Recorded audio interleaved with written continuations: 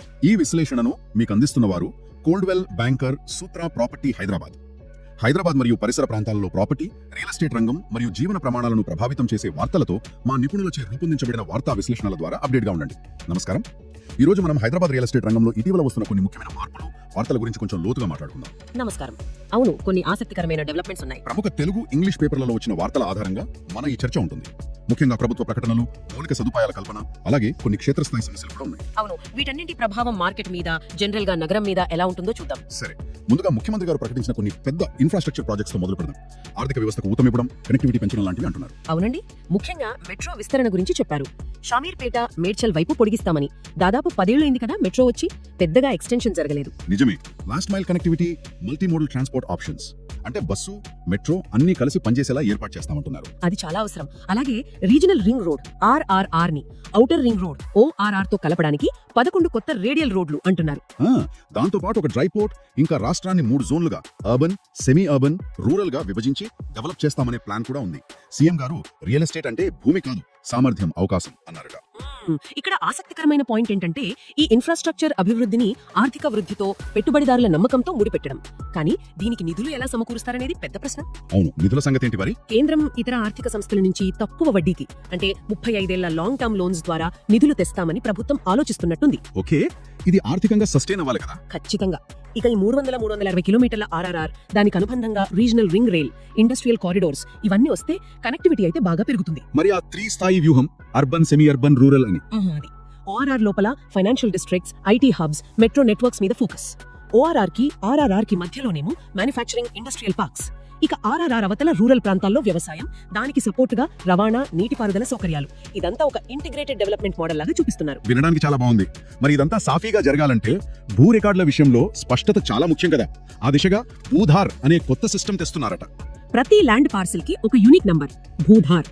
ఇందులో సర్వే నంబర్లు, ఎంత విస్తీర్ణం, సరిహద్దులు, ఓనర్ వివరాలు, మ్యాప్ అన్నీ ఉంటాయి. లింక్ డాక్యుమెంట్లు, లోన్ వివరాలు కూడా. దీనివల్ల ఉపయోగం ఏంటి? ముఖ్యంగా భూ ఆక్రమణలు, డూప్లికేట్ డాక్యుమెంట్ల బెడద తగ్గించడం. ప్రతి భూమిని సర్వే చేసి లాటిట్యూడ్, లాంగిట్యూడ్లతో సహా సరిహద్దులు ఫిక్స్ చేస్తారట. అంటే ప్రతి రిజిస్ట్రేషన్ కి, మ్యూటేషన్ కి సర్వే తప్పనిసరి చేస్తారా? అవును, భూభారతి చట్టంలో ఆ సెక్షన్లు పెడుతున్నారట. మండలానికి లైసెన్స్డ్ సర్వేయర్లను కూడా నియమిస్తారని అంటున్నారు. ఇది కేంద్రం తెస్తున్న ULPN అంటే భూ ఆధార్ పథకంలో భాగం. ఓకే, అంటే digital India land records modernisation programme అన్నమాట. ఇది వస్తే 1,40,00,000 ఎకరాల వ్యవసాయ భూమి రికార్డులు ఆన్లైన్ లోకి వస్తాయా? అవును, ఆ లక్ష్యంతోనే చేస్తున్నారు. కానీ ఏంటి, అంత ఈజీ కాదేమో కదా ఇది అమలు చేయడం. టెక్నాలజీ అంటున్నాం కానీ. నిజమే. టెక్నికల్ గా సర్వే చేయడం ఒక ఎత్తైతే, ఇప్పుడున్న రికార్డులో తప్పులు సరిదిద్దడం, ఏళ్ల తరబడి ఉన్న భూ వివాదాలు పరిష్కరించడం, ఇవన్నీ పెద్ద సవాళ్లు. పాత రికార్డుల్ని ఈ కొత్త డిజిటల్ సిస్టమ్ తో ఇంటిగ్రేట్ చేయాలి. డేటా సెక్యూరిటీ కూడా ముఖ్యం. అవును, పైలట్ గ్రామాల్లో మొదలు పెడతా ఉంటున్నారు. చూద్దాం మరి అది ఎలా పనిచేస్తుందో. సరే, ఇదంతా ఒకవైపు డెవలప్మెంట్, డిజిటలైజేషన్ అంటున్నాం. మరోవైపు చిన్న వాన పడితే హైదరాబాద్ రోడ్లు చెరువుల్లా మారుతున్నాయి. ఈ సమస్య ఇంకా ఎక్కువైందా? ఇది నిజంగా నగరం యొక్క లివబిలిటీని దెబ్బతీసే సమస్య అండి.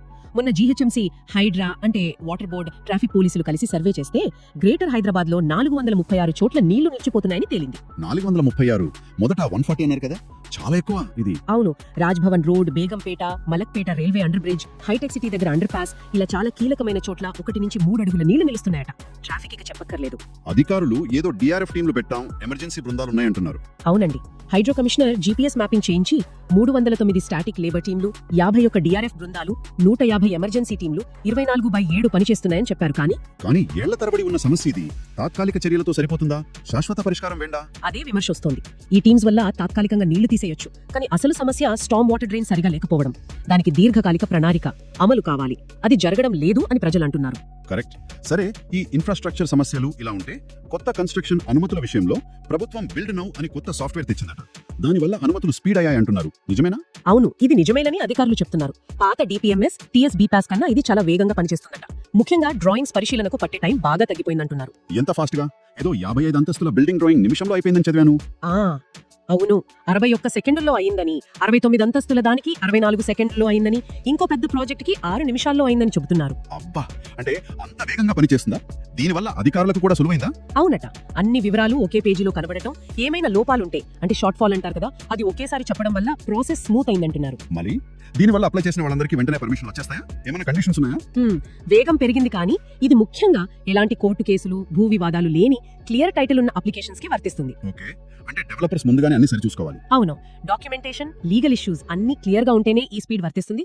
ఏదేమైనా ఈ వేగవంతమైన ప్రక్రియ రియల్ ఎస్టేట్ డెవలప్మెంట్ కి కొంచెం ఊపునిస్తుంది. మంచిది. ఇక మార్కెట్ ట్రెండ్స్ వైపు చూస్తే హైదరాబాద్ లో లగ్జరీ ఇళ్ల సేల్స్ బాగా పెరిగాయని జేఎల్ ఇండియా రిపోర్ట్ చెప్తుంది. అంటే 1.5 కోటి పైనుండే ఫ్లాట్లు. అవునండి, ఈ సంవత్సరం మొదటి 6 నెలల్లో దాదాపు 8,205 లగ్జరీ ఫ్లాట్స్ అమ్మడయ్యాయని ఆ రిపోర్ట్ చెప్తోంది. గత ఏడాదితో పోలిస్తే ఇది 17% గ్రోత్ అంట. 17%? అది చాలా ఎక్కువ.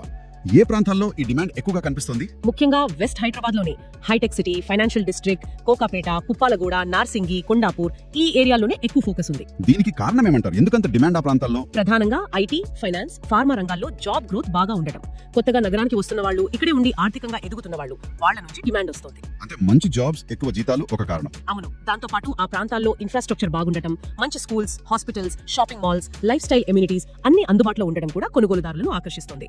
ఇది సిటీ ఎకనామిక్ గ్రోత్ ని రిఫ్లెక్ట్ చేస్తోందని జేఎల్ఎల్ వాళ్ళు కూడా అంటున్నారు. మొత్తానికి చూస్తే హైదరాబాద్ రియల్ ఎస్టేట్ రంగం చాలా డైనమిక్ గా ఉంది. ఒకవైపు పెద్ద పెద్ద ఇన్ఫ్రాస్ట్రక్చర్ ప్లాన్స్, భూ రికార్డుల డిజిటలైజేషన్ లాంటి పాజిటివ్స్, మరోవైపు వర్షాకాలంలో నీటి ముంపు లాంటి ఏళ్ల తరబడి పరిష్కారం కాని సమస్యలు, ఇంకోవైపు లగ్జరీ మార్కెట్ ఏమో బాగా పెరుగుతోంది. అవును, ఇన్ని డెవలప్మెంట్స్ జరుగుతున్నప్పుడు ఒక ప్రశ్న వస్తుంది కదా, ఏంటది? ఈ అభివృద్ధి అంతా బానే ఉంది, లగ్జరీ మార్కెట్ పెరగడం కూడా ఎకనామిక్ గ్రోత్ కి సూచికే కావచ్చు, కానీ హైదరాబాద్ తన లివబిలిటీని, అంటే సామాన్య ప్రజలు నివసించడానికి అనుకూలంగా ఉండే పరిస్థితుల్ని, అందుబాటు ధరల్ని ఎలా కాపాడుకోగలదు? ఈ వేగవంతమైన మార్పుల మధ్య ఆ బ్యాలెన్స్ సాధించడమే అసలైన సవాలేమో అనిపిస్తోంది. నిజమే, ఆ సమతుల్యత చాలా ముఖ్యం. దాని గురించే మనం ఆలోచించాల్సిన విషయం.